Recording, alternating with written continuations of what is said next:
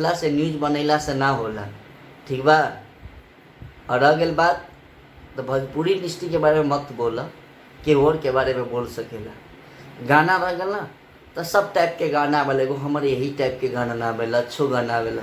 एगो गाने में हमरे कंपनी से आयला बबलू पहले प्रोजेक्ट से ढोरी चाटा राजा जी बुखार ना होई, गंदा गाना का बा एगा हम ही गैले बानी गंदा गाना, तू लोग।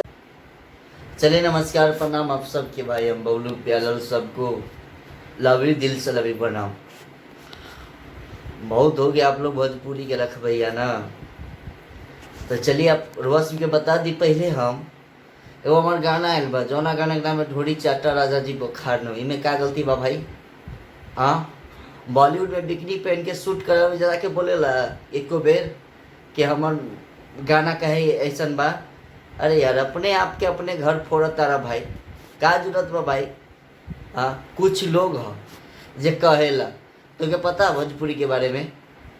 भोजपुरी इंडस्ट्री आज अगर 150 खाना तो म्यूजिक कंपनी खोल के देख लो ना, म्यूजिक कंपनी खोल दो, खोलबा। हाँ, म्यूजिक कंपनी खोला, अच्छे अच्छे गाना गवाबा बा, अपना म्यूजिक के अपना चैनल चलावे खातिर, अपना न्यूज चलावे खातिर लगभग दोसर के गाली देवे। तो ही लोग हो गया भाई एगो भोजपुरी के। अरे हर टाइप के गाना में एगो हमरो और गाना आयल, आरा आरा बलिया छपरा के ऊपर जाके वो गाना पे बोल रहा लोग। हाँ, आज एगो गा देनी गाना तो लगल सौंसे एरिया सौंसे हर जगह बोले कि ढोरी चाटा राजा जी बुखार नहीं, पहले हम ही गेले बानी, बुलेटो राजा जी गेले बा, जाके बोला बोलबा। हाँ, पहले एगो गाना आयल ना, और सबके गाना आवेला। अरे हर आदमी मिक्स मसाला देवेला, बोलो तारा भोजपुरी के अगर सुधारे हो गल तो सिनेमा हॉल चालू करा द, करबे बा सकती करवा सकेला, म्यूजिक कंपनी खोल सकेला, जौन पे अच्छा गाना गवा देबो गबे बा। आ जब लागल एगो कोई अगर मान के चला अपना को रोजगार ढूंढता, कोई काम करता तो लागत तारा बोले। अरे सब टाइप के गाना, ये हमार गाना एगो मर्द मेहरारू के गाना, हम कहता नहीं कि जाके सुना गाना, कहले बानी तो के कबो, या जितना भी यूट्यूबर बारा सब लोग हम कहले बानी जाके कि भाई हमार गाना सुन लो, जाके कहले बानी हम। तो हमारा गाना पे काहे चर्चा करता लोग? जब नहीं कि कहता नहीं तो काहे चर्चा करता? हमार पब्लिक हमार भगवान बा ना, सबके सब टाइप के गाना दिले, ऐसा थोड़ी ना कि हम यही टाइप के गाना गाइले।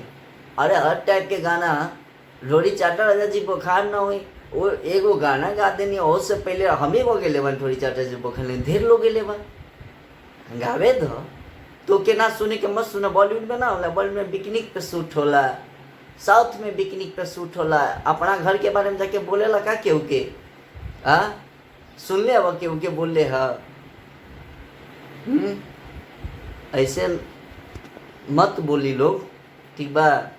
और अगल बात भोजपुरी इंडस्ट्री ना, तो तुझे पता नहीं कि भोजपुरी इंडस्ट्री के में कितना हर आदमी से जाके हम मिली ले, हर आदमी से जाके हम जुड़ी ले। तो एगो घर में बैठला से न्यूज बनैला से ना होला, ठीक बा। और रह गई बात तो भोजपुरी इंडस्ट्री के बारे में मत बोला, केहू और के बारे में बोल सकेला। गाना रह गल ना तो सब टाइप के गाना आवेला, एगो हमारे यही टाइप के गाना ना आवेला, अच्छो गाना आवेला। एगो गाना गेल आरा बलिया छपरा पूरा बिहार हिलाइले, हमरा एके इशारा पर सरकार चलवाइले। बोलबे गाना के बारे में? हमरे कंपनी से आयला बबलू पहले प्रोजेक्ट से ढोरी चाटा राजा जी बुखार न होई, गंदा गाना का बा एगा हम ही गैले बानी गंदा गाना, तू लोग तो साधु संत बा, राम राम गावेला, राम राम।